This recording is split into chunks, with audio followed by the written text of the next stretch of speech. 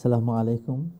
সম্মানিত ভাই বোনেরা, আমরা এবারের খুতবা শুনেছি আমাদের কাবা শরীফের এমন একজন ইমামের যার তেলাওয়াত শুনলে আপনারা নিজেরাও খুব আনন্দ বোধ করতেন। ফজরের নামাজে বিশেষ করে উনি যখন কোনো রকম ভনিতা নাই, একেবারে সহজ সরল করে তেলাওয়াত করছেন, মনটাকে আচ্ছন্ন করে ফেলে। শেখ সালেহ আবদুল্লাহ বিন হুমাইদ বংশ, সৌদি আরবের খুব নাম করা বংশ। ওনার আব্বাও ছিলেন সুপ্রিম কোর্টের বিচারপতি। এরপরে উনিও তো আলহামদুলিল্লাহ একেবারে জ্ঞানের সর্বোচ্চ ডিগ্রি নেওয়া মানুষ, পড়াশুনো করেছেন হিউজলি। তার সাথে দেখাও হয়েছে এবং তার কথাও আমরা শুনেছি। এখানের বক্তব্য চেয়ে তার অনেক বড় বড় আলোচনাও আছে। মানে এখানে খুতবা মনে হয় এখন যেটা মানে একটা নির্দিষ্ট চিন্তাভাবনার আলোকেই দিতে হয় এবং ডিরেকশন থাকে, ফলে তাদের সব কথা এখানে হয়তো আসে না। আমাদের শেখ আজকে খুতবা দিতে যেয়ে তার মেন খুতবাটা আজকে ঘুরেছে আরকানুল ইমান এবং বিনাউল ইসলাম, এইটার উপরেই। উনি দোয়াতে যে একটু ইন্টারন্যাশনালাইজেশন করেছেন, এছাড়া বাদবাকিগুলো সব ইসলামের মৌলিক কথাগুলো উনি বলেছেন। উনি এখানে আমাদেরকে প্রথমে হামদ এবং সানার পরে তিনি প্রথমে ইমানের প্রসঙ্গটা এনেছেন, যে ইমানের 5টা দিক আছে, তার মধ্যে একটা হলো ইমান বিল্লাহ। ইমান বিল্লাহর উনি মানে 4টা বড় বড় দিক উল্লেখ করেছেন। তার মধ্যে একটা হলো যে তিনি আল্লাহ তাআলার রব হিসাবে আল্লাহ তাআলা এক, উলুহিয়াতের দিক দিয়ে তিনি আল্লাহ তাআলা ইলাহ হিসাবে তিনি এক, এবং তার সুন্দর সুন্দর সিফাত এবং আসমা আছে, সেদিক দিয়ে তিনি আমাদেরকে এমন এক পর্যায়ে নিয়ে আসছেন যেটা আল্লাহ তাআলা তার সর্বগুণে তিনি হলেন কামেল এবং তিনি হলেন একমাত্র ইলাহ আমাদের। এই ক্ষেত্রে তিনি অনেকগুলো আয়াত নিয়ে এসেছেন একটার পর একটা, যে তার মধ্যে তিনি বিশেষ করে আয়াতটা উচ্চারণ করেছেন রুবুবিয়াতের ক্ষেত্রে, যে তিনি আসমান এবং জমিনকে 6 দিনে তৈরি করেছেন। এরপরে তিনি আরশের উপরে মানে তিনি উঠেছেন। তারই আছে খালাক এবং আমর, তিনি সৃষ্টি এবং তিনি নির্দেশদাতা। এই ক্ষেত্রে চতুর্থ যে পর্যায়টা তিনি আমাদেরকে বলেছেন সেটা হলো যে আমাদেরকেও তার ইবাদতের ক্ষেত্রে আল্লাহ তাআলার একত্ব দিয়েই আমাদের কাজ করতে হবে। সেখানে তিনি একটা কোরআনের আয়াত নিয়ে আসছেন, যা উদউ রব্বাকুম খাউফান ওয়া তামআ, তোমরা ভয়ের সাথে আল্লাহ তাআলার পাওয়ার আশা নিয়ে তার কাছে তোমরা দোয়া করো। তো এই যে এই একত্ববোধের ধারণাটা 2 ডাইমেনশন। একটা হলো যে আল্লাহ তাআলার তাওহীদকে স্বীকার করে নেওয়া এবং ওই তাওহীদ ভিত্তিক আমাদের ইবাদত করতে থাকা এবং তার দোয়া করতে থাকা। এটা হলো মানে তাওহীদের এই 2টো ডাইমেনশনকে তিনি উল্লেখ করেছেন। দ্বিতীয়ত উনি বলেছেন যে ইমানের আরেকটা অধ্যায় হলো যে ইমান বিল মালাইকা, মালাইকার প্রতি ইমান আনা।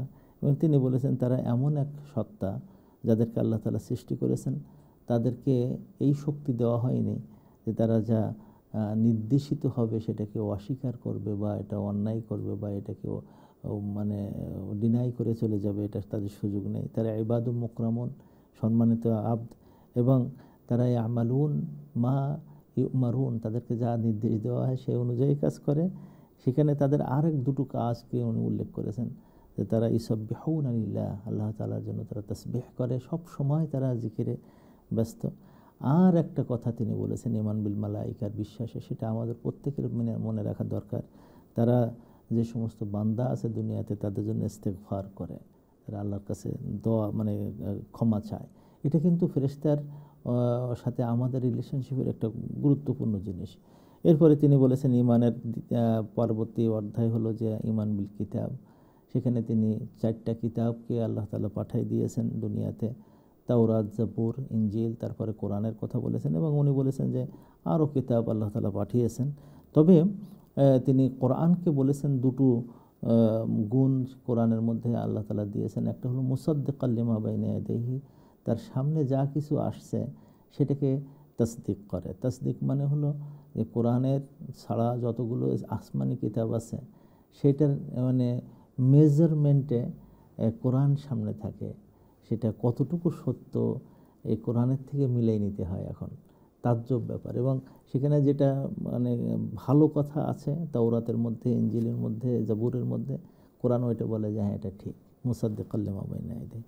আর দ্বিতীয় আরেকটা গুণ বললেন যে মুহাইমিন, এটা হলো কন্ট্রোলার, এটা হলো সবার উপরে। কোরআনকে আল্লাহ তাআলা এমন এক স্থানে নিয়ে আসছেন যে কোরআন হলো এখন মাতবু, কোরআনকে অনুসরণ করতে হবে এবং ওইগুলো হবে কোরআনের আলোকে তুলে নেওয়া। এখানে সূরা আল ইমরানের লম্বা প্রথম থেকে শুরু হয়েছে আলিফ লাম মিম, সেখান থেকে তিনি এগুলো নিয়ে আসছেন, আয়াতগুলো একটার পর একটা নিয়ে আসছেন। এই সূরার প্রথম দিকটা খুবই সুন্দর, কোরআন এবং অন্যান্য কিতাবের। সেখানে আল্লাহ তাআলা বলছেন যে আল্লাহ তাআলা তিনি সেই সত্তা যিনি হাই এবং কাইয়ুম, তিনি কিতাবকে পাঠিয়েছেন মুসাদ্দিকান অন্যান্য কিতাবের সাথে। এর আগে আল্লাহ তাআলা পাঠিয়েছিলেন মিন কবল, যেটা তাওরাত এবং ইনজিল, হুদান লিন্নাস। এবং পরে আরেকটা আয়াতে তিনি উল্লেখ করেছেন যে যেহেতু এগুলো সূরা আল ইমরান দেখা যাচ্ছে সব আয়াতগুলোর সব কিতাবগুলোর মর্যাদা ওখানে বলা হয়নি, কিন্তু অন্য আয়াতে আল্লাহ তাআলা বলছেন যে আল্লাহ তাআলা বলছেন আনজালনা ইলাইকাল কিতাব, আমি আপনার উপর কিতাব নাজিল করেছি, সেটা কি মুসাদ্দিকাল লিমা বাইনা ইয়াদাইহি, এবং মুহাইমিনান, এটা কন্ট্রোল করবে, এই হবে সব কিতাবের উপরে শক্তি রাখে, এমন হিসাবে আল্লাহ তাআলা দুনিয়াতে পাঠিয়েছেন। এরপরে তিনি ঈমান বির রসুলের কথা বলেছেন, সেখানে তার দৃষ্টিভঙ্গিটাকে উনি তুলে নিয়ে আসছেন যে আল্লাহ তাআলা মানুষের হিদায়াতের জন্য যুগে যুগে অনেক নবী পাঠিয়েছেন, অনেক নবী, তাদের সংখ্যা মানে অজানা, অনেক নবী তিনি পাঠিয়েছেন। কিন্তু এ ব্যাপারে আমাদের ঈমান থাকবে সূরা বাকারার শেষে, যেটা আল্লাহ তাআলা আমাদেরকে বলেছেন যে কুল্লুন আমানা বিল্লাহ, প্রত্যেকেই তারা এই আল্লাহর প্রতি ঈমান আনে। এবং সব নবীদের মর্যাদা এখানে এমনভাবে স্থাপন করতে হবে যে আল্লাহ তাআলা আমাদের শিখিয়ে দিয়েছেন যে তোমরা বলবে লা নুফাররিকু বাইনা আহাদিম মিনহুম। তারা সব নবীদের মর্যাদা আমাদের কাছে এমন যে নবী হিসাবে নবুয়তের যে মান, সেই হিসাবে আমরা কাউকে আলাদা করি না। হ্যাঁ, নবীদের পদমর্যাদা আলাদা আছে, কিন্তু নবুয়তের দিক দিয়ে তারা সবাই সমান। মূসা যেমন আমাদের কাছে মর্যাদার, ঈসা যেমন আমাদের কাছে মর্যাদার, ইব্রাহিম যেমন আমাদের কাছে মর্যাদার, নবী মুহাম্মদ সাল্লাল্লাহু আলাইহি ওয়াসাল্লাম ঠিক একইভাবে আমাদের কাছে মর্যাদার নবুয়তের দিক দিয়ে। এরা কেউ আলাদা নয়, লা নুফাররিকু বাইনা আহাদিম মিনহুম। এটাও মানে সূরা বাকারার শেষের এই দুই আয়াতের মধ্যে আল্লাহ তাআলা বলছেন।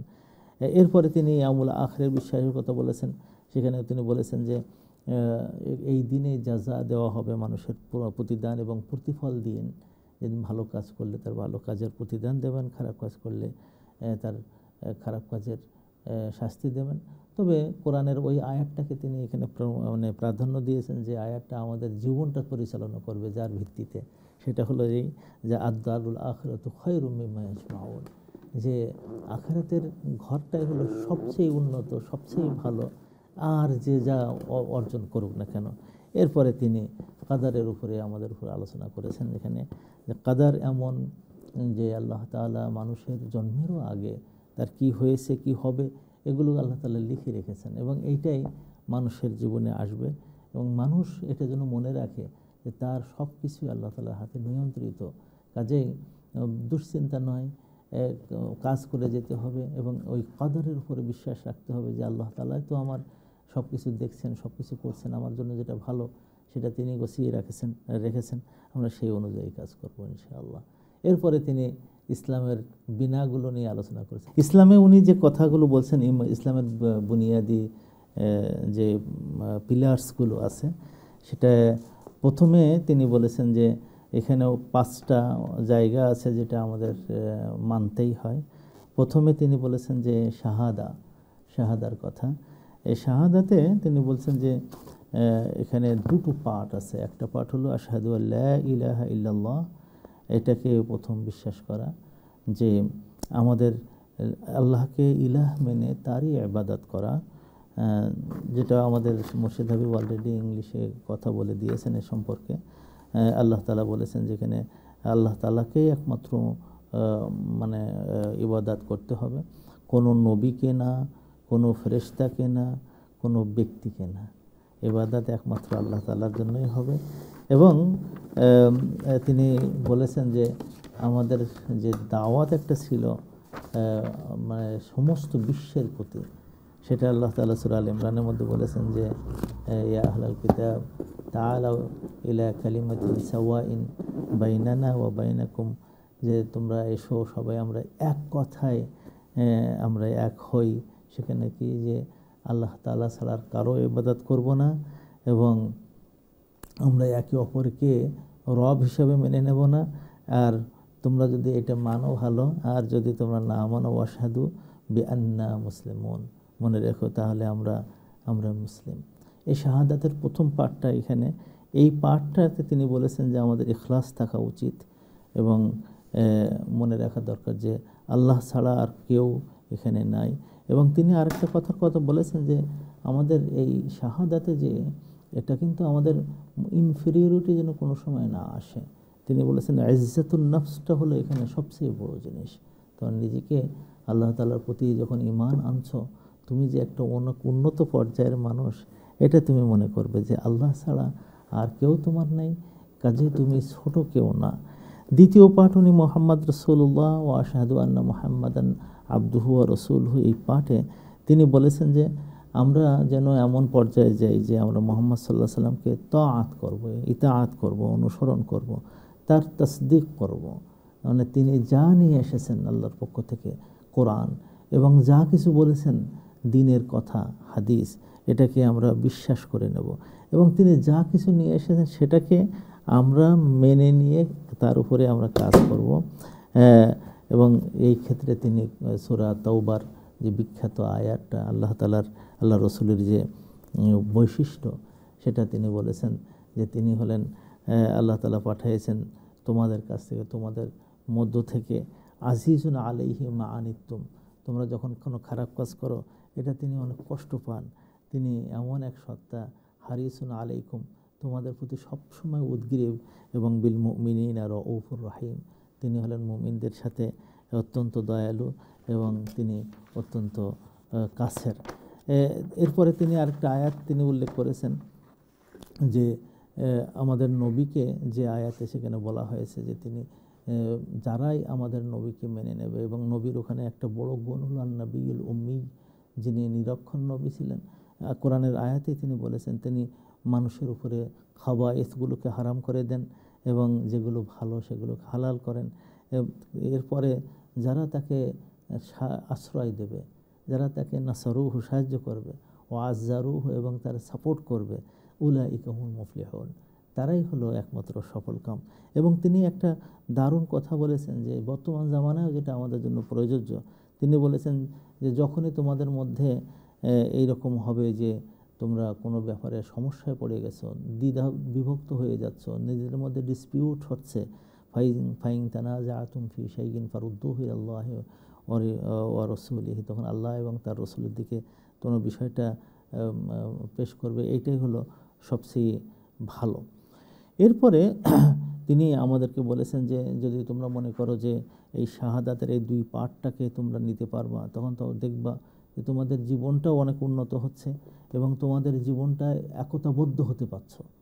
শাহাদাতের এই দুটো জিনিসের বৈশিষ্ট্য হলে, যদি কোনো মানুষের মধ্যে শাহাদাতের চেতনাটা থাকে, তারা তাওহীদ হয়ে যায়, তাদের মধ্যে একতাবদ্ধ হয়ে যায়। আর কি সালামাতু মিনাল বিদআ, এবং বেদাত দেখে মানুষ আর ঝুঁকবে না। কেন বেদাতি করবে? যা আল্লাহ তাআলা বলেছেন, যা আল্লাহ রসুল বলেছেন, ওইটা তারা নেবে। এবং সর্বশেষ হলো সোশ্যাল লাইফটা অত্যন্ত সুন্দর যুক্ত হয়ে যায়। এইটা হলো তিনি শাহাদাতের ক্ষেত্রে বলে। তারপর ইকামুস সালাত, সালাতের ব্যাপারে তিনি বলেছেন যে সালাতের সবচেয়ে বড় বৈশিষ্ট্য হলো সিলাতুন বাইনাল আবদি ওয়া রাব্বিহি, এটা তার মানে একজন বান্দা এবং তার রবের মাঝখানে একটা হলো সংযোগ, সেলা, এবং এটা নাজাত। এটা শুধু সম্পর্ক তৈরি না, এর দ্বারাই মানুষ মুক্তি পাবে, এবং এর দ্বারাই মোরাকাবা, সেটা আল্লাহ তাআলার খুব কাছের, সে নিকটে চলে যায়, এবং এর দ্বারা তার তাহারাতুল যাহির ওয়াল বাতিন, সামনের যা দেখা যায় নোংরা, সেই থেকে সে পবিত্র হয়, মানে প্রকাশ্য অপবিত্রতা থেকে সে পবিত্র হয়ে যায়। ভিতরের অনেক গণ্ডগোল থাকে, অনেক মানে হিংসা, বিদ্বেষ, খারাপ চিন্তা, এগুলোও নামাজের মাধ্যমে সুন্দর হয়। তিনি একটা বিষয়ে জোর দিয়েছেন, সেটা হলো যে জামাত সাথে নামাজ পড়া। কারণ তিনি বলেছেন এর দ্বারা তারাবুতুন ফিল মুস্তামার, যে সমাজের মধ্যে একে অপরের যে সম্পর্কটা, এটা খুব শক্ত হয়। এই জন্য আল্লাহ তাআলা যে সমস্ত আয়াতগুলো বলেছেন সূরা বাকারার আয়াত এবং সেই সাথে আরও কয়েকটা আয়াত এখানে নিয়ে আসছেন। একটা আয়াতে তিনি উল্লেখ করেছেন হাফিজু আলা সালাওয়াতি ওয়াসসালাতুল উস্তা, ওয়াসসালাতুল উস্তা, তোমরা নামাজ সমূহকে অত্যন্ত সুন্দরভাবে হেফাজত করো, বিশেষ করে মাঝার নামাজ যেটাকে আমরা অধিকাংশ আসরের নামাজ মনে করি, এবং ওয়াকুমু লিল্লাহি কানিতিন, আল্লাহ তাআলার জন্য তোমরা অত্যন্ত নিষ্ঠার সাথে দাঁড়িয়ে যাও। এরপরে ওই আয়াতটা নিয়ে আসছেন, সেটা খুবই গুরুত্বপূর্ণ সালাতের ক্ষেত্রে। সেটা তিনি বলেছেন যে আকিমিস সালাতা তারাফাইন নাহার ওয়া যুলাফাম মিনাল লাইলি, তোমরা দিনের 2 ভাগে রাতের কিছু অংশে তোমরা নামাজ পড়ো। এই আয়াত দ্বারা 5 ওয়াক্ত নামাজের দিকে ইঙ্গিত করা হয়েছে এবং এই আয়াতের মধ্যেই আল্লাহ তাআলা বলে দিয়েছেন ইন্নাল হাসানাত ইযহিবুনাস সাইয়্যাত, যখন কোনো মানুষ ভালো কাজ করে এর দ্বারা তার খারাপ কাজগুলো এর থেকে চলে যায়। এরপরে তিনি যাকাতের ব্যাপারে উল্লেখ করেছেন, এটা আরেকটা পিলার ইসলামের। সেটা এখানে বলছেন যে যাকাতের সবচেয়ে বড় উপকার হয় যে ধনী এবং দরিদ্রের মাঝে একটা সামঞ্জস্যতা চলে আসে, সমান পর্যায়ে চলে আসে। কারণ কি? কারণ হলো যে এখানে সমাজের অনেক উপকার হয়। এটা যখন উপকার করতে যায় তখন দেখা যায় যে ধনীরা গরিবদের কাছে চলে আসে এবং তাদের যতগুলো হাজাত আছে সেই হাজাতগুলোকে তারা পূরণ করে দেয়। ফলে ধনী এবং দরিদ্রের মধ্যে একটা তারাবুত তৈরি হয়ে যায়, ওরা তখন রাবেতা, তাদের সম্পর্ক তৈরি হয়ে যায় এবং এরই মাধ্যমে ধনীরা এবং দরিদ্রের মাধ্যমে দ্রুত হয়ে গেল সামাজিক যেটা তাকাফুল, সোশ্যাল সিকিউরিটি যেটা, এটা এখানে হয়ে যায়। এটা খুবই ভালো। এটা এই ক্ষেত্রে তিনি 3-4টা আয়াত নিয়ে আসছেন একটার পর একটা। একবার বলেছেন যে একটা আয়াত হলো আকিমুস সালাতা ওয়া আতুজ যাকাতা, তোমরা নামাজ কায়েম করো এবং যাকাত দান করো। এবং এটার মাধ্যমে আল্লাহ তাআলা আমাদেরকে দেখাইয়েছেন যে এটা একজন মানুষ পরিপূর্ণ মানব সত্ত্বে পরিণত হতে এটা তার সাহায্য করে। একটা জায়গায় সূরা তাওবার মধ্যে তিনি যাকাতের একটা বড় উপকার বলেছেন যে এটা মানুষের খুয মিন আমওয়ালিহিম সাদাকাতান, মানুষের কাছ থেকে তুমি যাকাতগুলো নিয়ে নাও। কারণ কি? তুতাহিরুহুম, সেটা তাদের পবিত্র করে দেয়। এই একটা খুবই গুরুত্বপূর্ণ জিনিস। এরপরে তিনি সওমে শাহরুর রমাদান, রমাদানের সিয়াম সাধনার উপরে কথা বলেছেন। উনি বলেছেন যে এখানে 4টা বড় বড় গুণ আছে সিয়ামের। একটা হলো যে এটা তারবিয়াতুন নুফুস, মানুষের মনকে প্রশিক্ষিত করে তোলে, তার ট্রেনিং দিয়ে দেয় এবং মানুষকে এমন করে তোলে যে তার সামনে কোনো বিপদ আর বিপদ থাকে না, কোনো নষ্টামি তখন তাকে নষ্ট করে দিতে পারে না, কোনো লোভ লালসা তাকে নষ্ট করে দিতে পারে না। এবং এর দ্বারা 2 নম্বর হলো শাহওয়াতকে, আকাঙ্ক্ষা, ডিজায়ার, মানুষের কামনা বাসনাকে এত সুন্দর করে ব্যালেন্স করে দেয় যে সে সিয়াম সাধনায় একজন মানুষ পূর্ণ মানবে পরিণত হয়। এর মধ্যে আসে আসিহা, মানুষের স্বাস্থ্য অত্যন্ত সুন্দর হয়ে ওঠে। এটা আসলে আমি আর কোনো খতিবদের কাছে শুনিনি, উনি এই ব্যাপারটা দেখলাম যে উল্লেখ করেছেন। এই সম্পর্কে সূরা বাকারার 183 নম্বর আয়াত, কুতিবা আলাইকুমুস সিয়াম কামা কুতিবা আলাল্লাযিনা মিন ক্বাবলিকুম, তার খুতবার বড় বৈশিষ্ট্য আজকে যেটা আমাদের শেখ মুর্শিদ হাবিব বলেছেন যে একেবারে প্রত্যেকটা কথায় তিনি কথায় কথায় কোরআনের আয়াত এত বেশি নিয়ে আসছেন, মনে হয় যেন তার খুতবাটাই প্রায় কোরআনের আয়াত দিয়ে ভর্তি করা। এই আয়াতের মধ্যে আল্লাহ তাআলা আমাদেরকে দেখাই দিয়েছেন যে এর মাধ্যমে তাকওয়া অর্জন করা হয় এবং এর মাধ্যমে উপকার হয়। হজ সম্পর্কে তিনি বলেছেন যে কোরআনের ওই আয়াতটা যেখানে আল্লাহ তাআলা বলেছেন ওয়ালিল্লাহি আলান নাস হিজ্জুল বাইত মান ইসতাতা ইলাইহি সাবিলা, এইখান দিয়ে দেখা যায় যে হজকে আল্লাহ তাআলা মানুষের উপরে ফরজ করে দিয়েছেন। তিনি বলেছেন যে হজের মৌলিকভাবে 5টা উপকার পাওয়া যায়।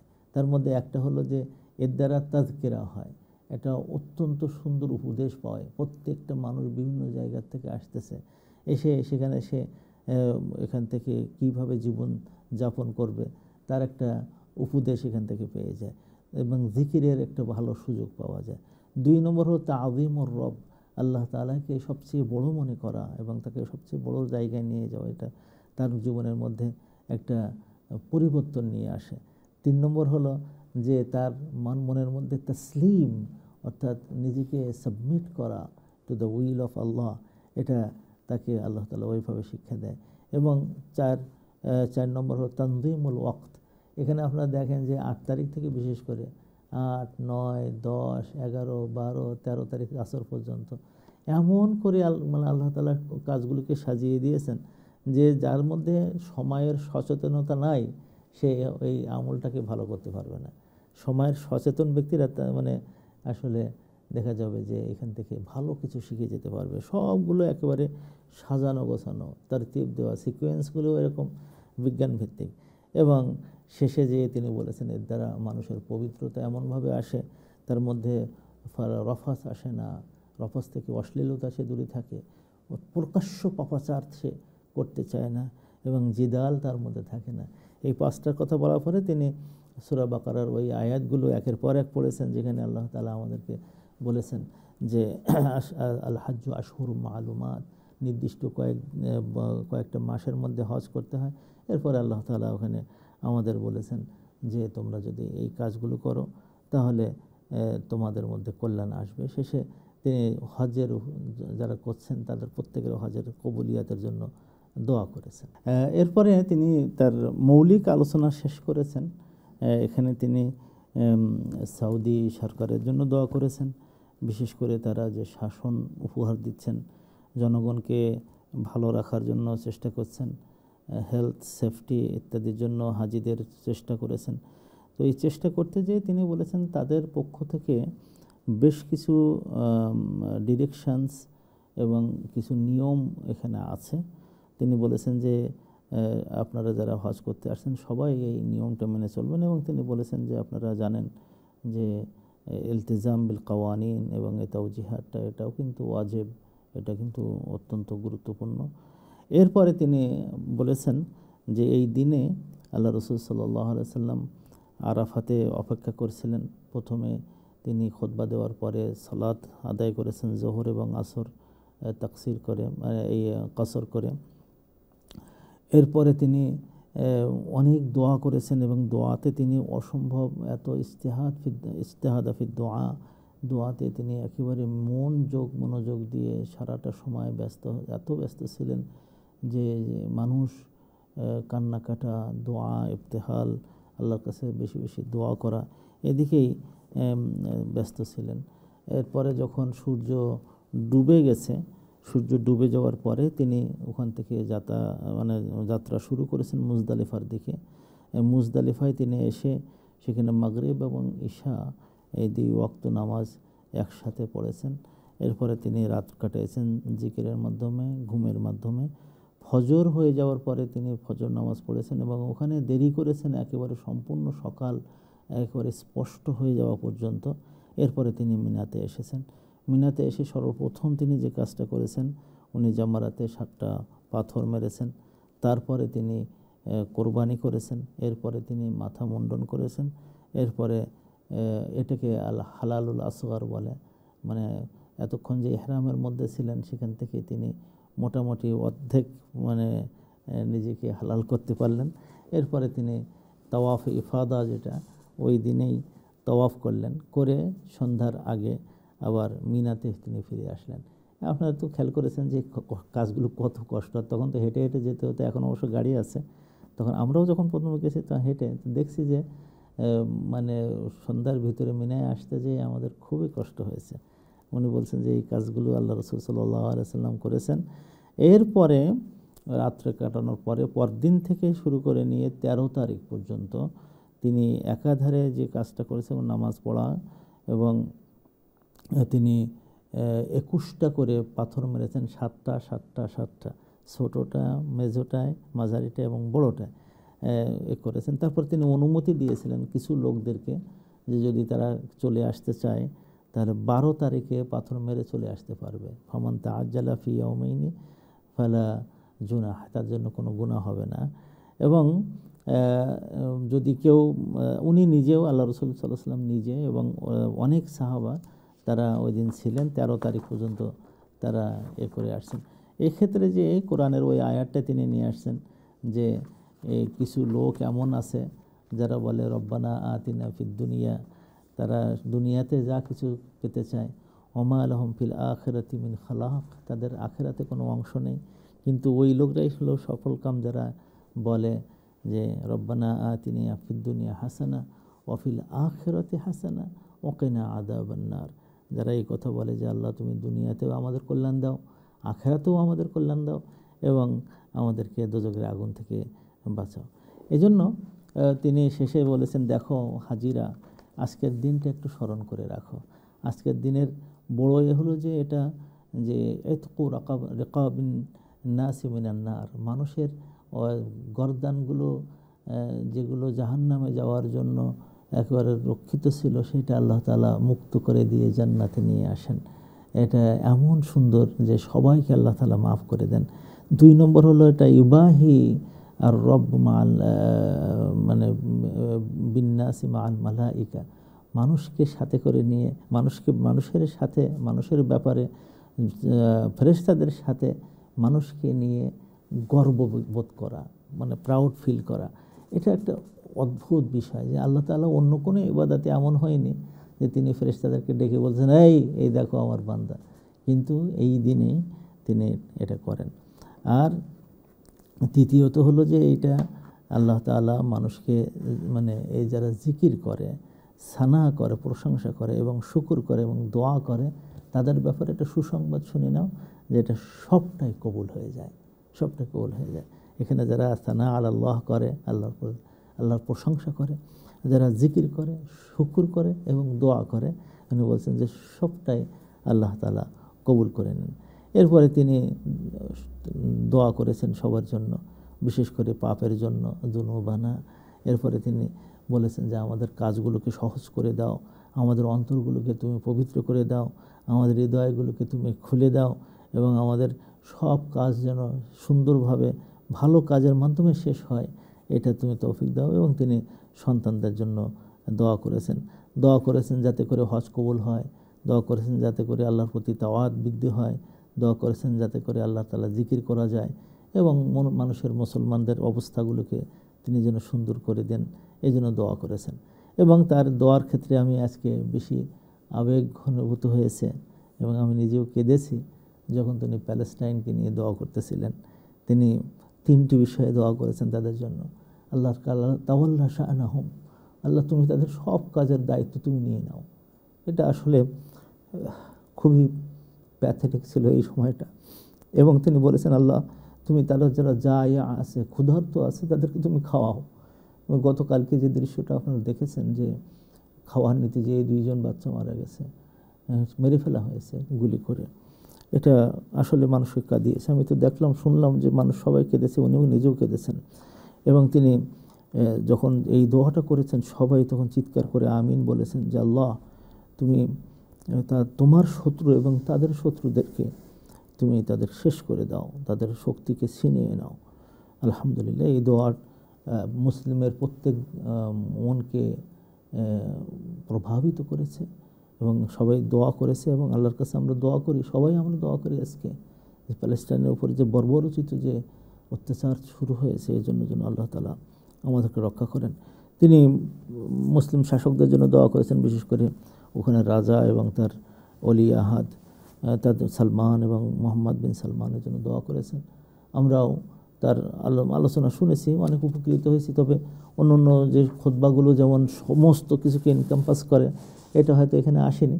এরপরেও সুন্দর খুতবা উনি দিয়েছেন, এজন্য ওনার জন্য আমরা দোয়া করি। উনি আমাদের সরাসরি টিচার, আল্লাহ যেন তাকে হায়াতে তৈয়বা দান করেন। যারা প্রোগ্রাম দেখছেন TV1-এর জন্য আপনারা একটু খাস করে দোয়া করবেন। আজকের দোয়াটা আপনাদের খুবই কাজে লাগবে।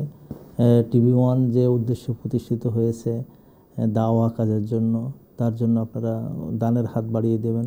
আজকে কিন্তু আমাদের কিছু ফান্ড রেজিংয়ের চিন্তা আছে, তো আপনারা যারা এখনকার প্রোগ্রামটা দেখছেন সবাই বিকেলের দোয়া অনুষ্ঠানে থাকবেন এবং রাতের ফান্ড রেজিংয়ে অংশগ্রহণ করবেন।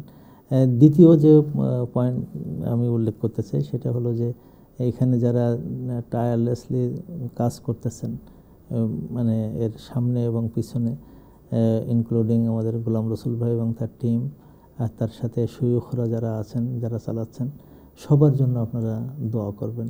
আমরাও কিন্তু আপনাদের সবার জন্য দোয়া করতে থাকি। বিশেষ করে আমাদের যে নেক্সট জেনারেশন যারা আমাদের এই প্রজেক্টটাকে লিড নেবেন, যেমন ধরেন আমাদের শেখ মুর্শিদ হাবিব আছেন, এই ধরনের যারা যুবক মানুষ যারা এখানে এগিয়ে এসেছেন তাদের জন্য দোয়া করুন। এই আমাদের যে পরবর্তী জেনারেশন যেন আমাদের চেয়েও আরও ভালো ভালো ভালো প্রজেক্ট আপনাদের সামনে নিয়ে এসে আমাদেরকে শানিত করে।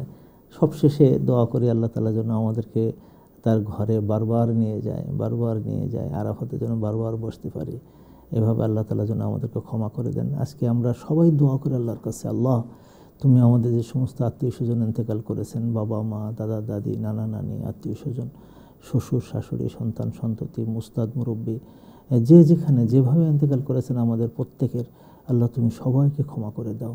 সবার কবরগুলো তুমি রাউদাতুম মিন রিয়াদিল জান্নাহ হিসাবে কবুল করে নাও। আল্লাহ আমাদের মধ্যে অনেকে অসুস্থ আছেন, যারা নিয়মিত দান করেন, আল্লাহ তুমি তাদেরকে সুস্থ করে দাও। আল্লাহ আমাদেরকে সবার দোয়া, যে যেভাবে দোয়া করছে, বৈধ দোয়াকে আল্লাহ তাআলা তুমি কবুল